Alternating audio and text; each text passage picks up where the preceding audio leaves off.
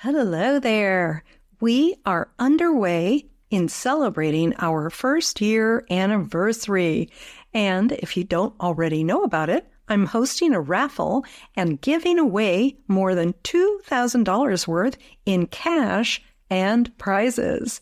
So if you or a friend have access to an Apple product, you can enter to win. For the complete details, go to sayyesToYourSoulPodcast.com. All right, here we go with another soulful episode. Will you dare to be brilliant? Will you dare to show yourself so you can receive the recognition you crave? Will you dare to increase your capacity for being bold and standing out from the crowd? Will you dare to defy societal expectations? I hope you have fun listening to this podcast today and that a new spark lights up in you. Hi there. My name is Tessa Lynne Alburn. Welcome to Say Yes to Your Soul. This is where we're going to talk about how you can get past your spiritual plateaus, raise your feminine energy, and express your true self with sparkle. Well, hello there. Today, we're going to dive deep into the essence of your brilliance, pushing boundaries, and unlocking your true potential. This episode is on breaking barriers and empowering women entrepreneurs.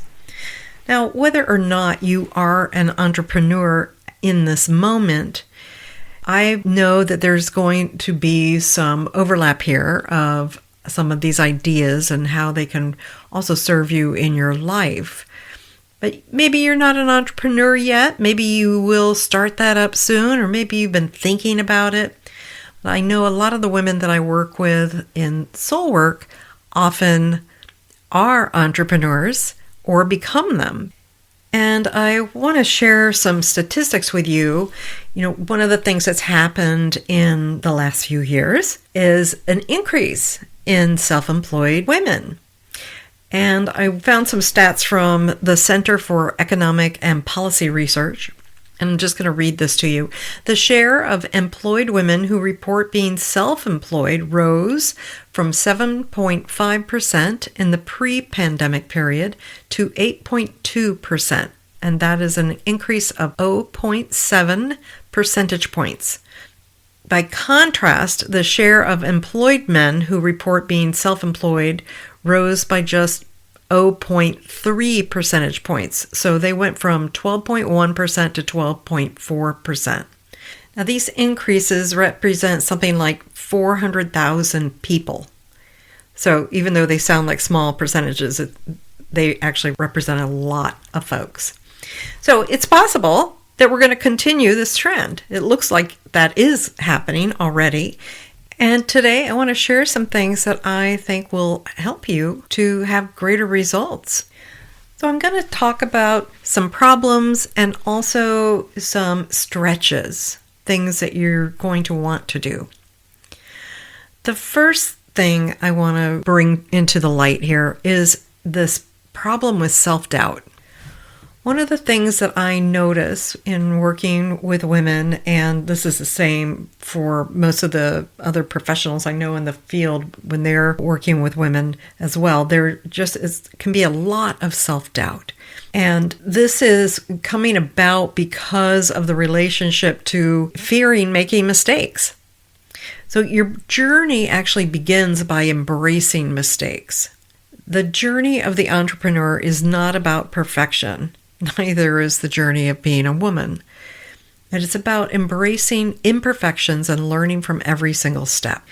And associated with this is that I see a lot of people stuck in a proving pattern, right? So it's not okay to make a mistake. And then if somebody highlights something or even just asks a question about why would you do that in your business, that something gets triggered where the woman feels she has to defend her point of view or she has to defend her decisions that she's making in her business. And so there's a lot of concern and energy put on what others will think of them. And so they get their courage up and they put something out there in the world where they're seeing, maybe it's a launch, maybe it's an offer. They're making requests, they're calling people, talking to people and saying, here's what I'm doing. And if they don't see immediate results, they start to second guess or to doubt what they're doing, like they missed something, I should have done something. And I believe that being an entrepreneur must be done with a mastery perspective. Otherwise, the stress is going to just be off the charts. Now, what I'm talking about is a shift in how we approach things so that we're in mastery and not coming from a performance-based perspective and having performance-based goals only. If we attempt to solve performance issues in creating or ramping up our business and we're in a performance perspective, the stress levels can really start to go off the charts. Now, confidence, which is related to all of this, right? So if you have self-doubt, your confidence levels are lower. Confidence is not a destination. It's not just something you're born with either. But confidence is a journey.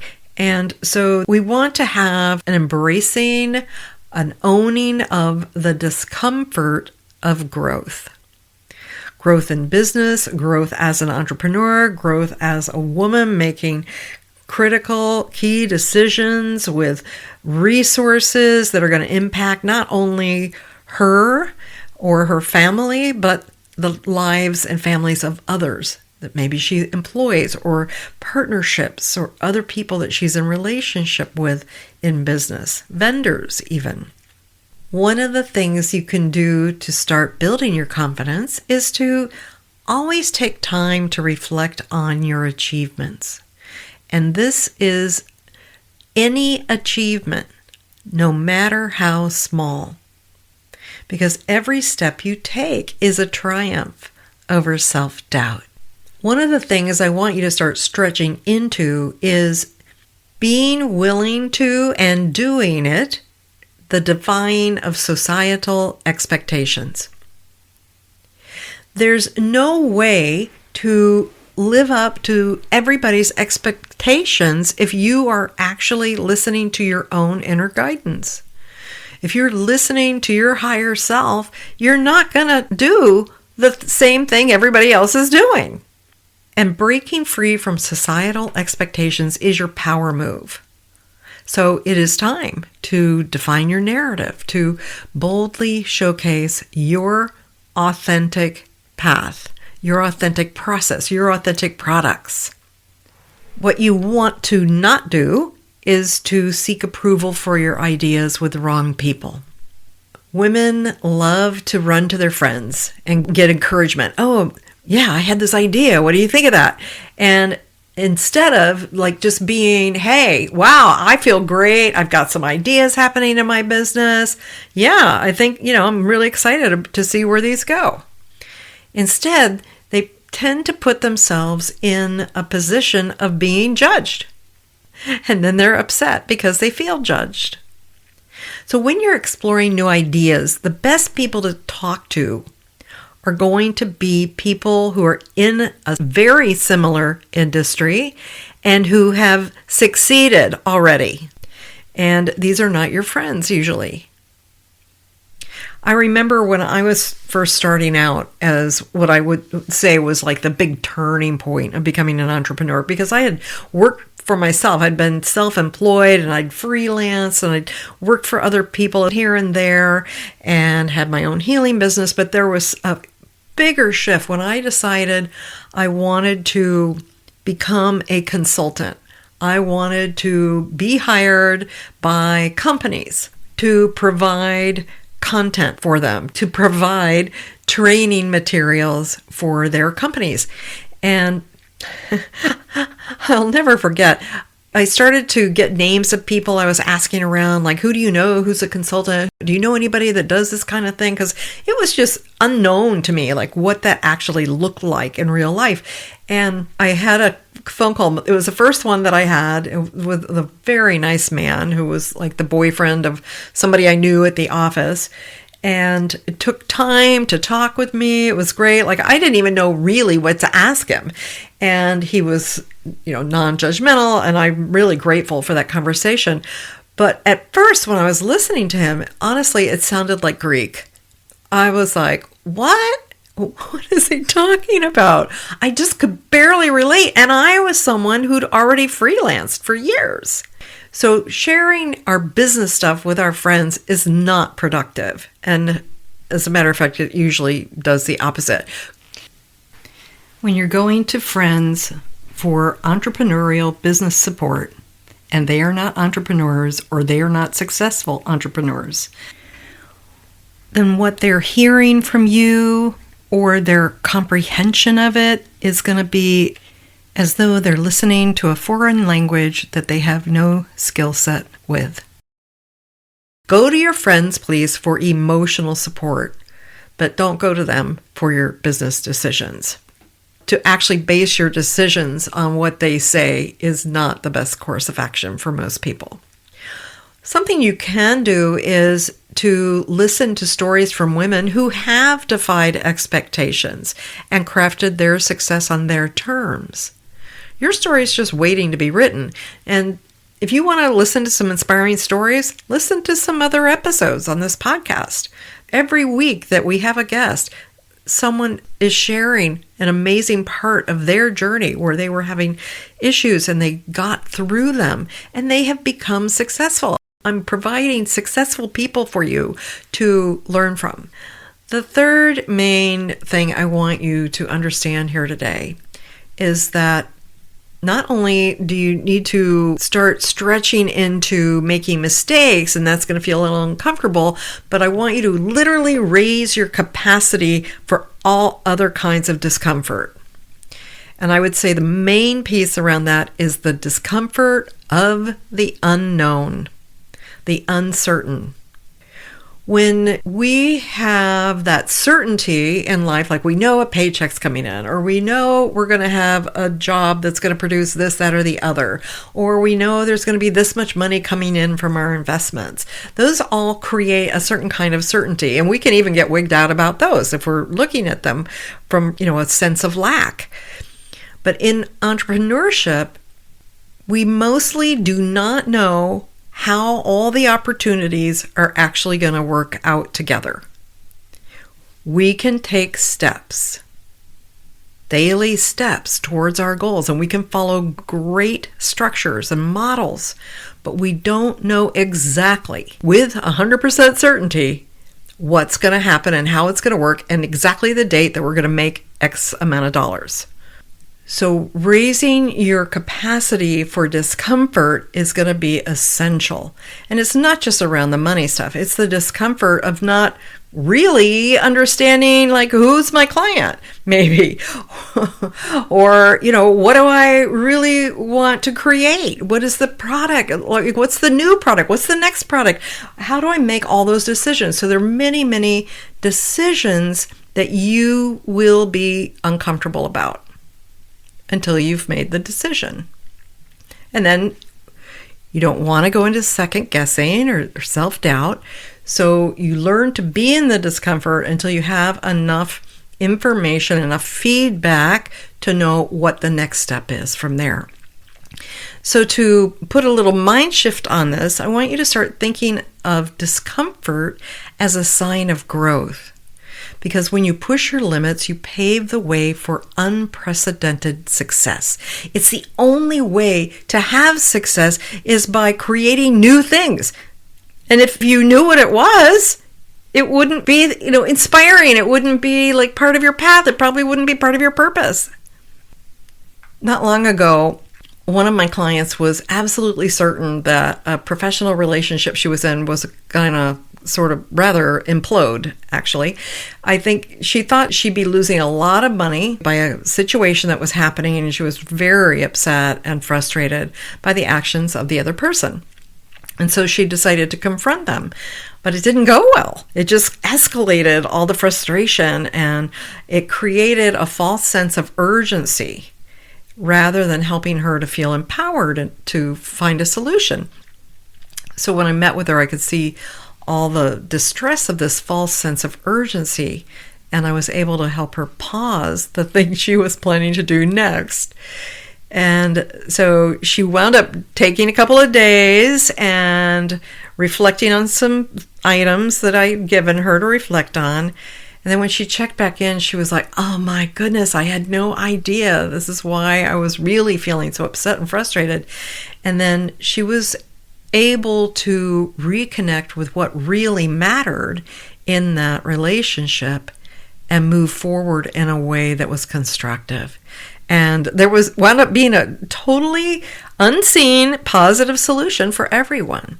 But when she was coming from that place of urgency, which so many of us want to do, fix it now, I don't want anybody to be bleeding. Like, I can't be bleeding. They can't be bleeding. Like, I need to fix it. When we do that, we just cause more problems. And we don't solve anything. And we definitely don't feel empowered. One of the other reasons you've been in self-doubt is your past. And maybe this was a situation where like other people didn't get you, or they were colleagues, or these could be family members even that were jealous, or people who undermined you. Maybe you didn't get the support that you needed. So I want you to start giving yourself credit for your ideas and end the defending of your ideas to others. So as I close this out today, I want you to remember this. If you don't remember anything else, remember this. Your brilliance deserves recognition, and your income can mirror the value you bring to the world. It's time to break through the limits, embrace discomfort, and claim the recognition and income that you rightfully deserve. I want to thank you for joining me on this empowering journey and for making your contribution to building a world where women entrepreneurs can soar beyond their limits.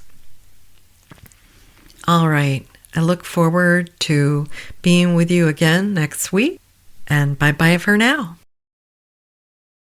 All right. Thank you for joining us for this week's delicious episode. Before you jump off, I wanted to remind you to get entered in the raffle this month because I'm giving away more than $2,000 worth of prizes in both private sessions and actual cash. What are those prizes, you ask? Well, one of them is a private 75-minute soul light healing session with me. And that can be healing on various levels. It might be releasing trauma or tuning up your body or your emotions or clearing things like past lives and karma that's been, energetic debris holding you back.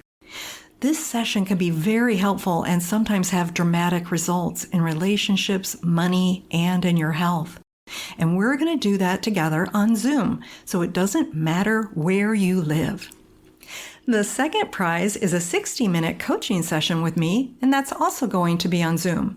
So if you want support or clarity for your goals, like help with getting started with a project or just creating an action plan, that is going to be an amazing session. You'll be surprised at how much you come away with.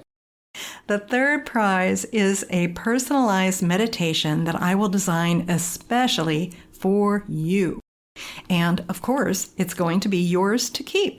So it's going to be fully personalized in terms of the content, and I will be speaking just to you so that you will be able to resonate with it and receive the maximum benefits that you want to create.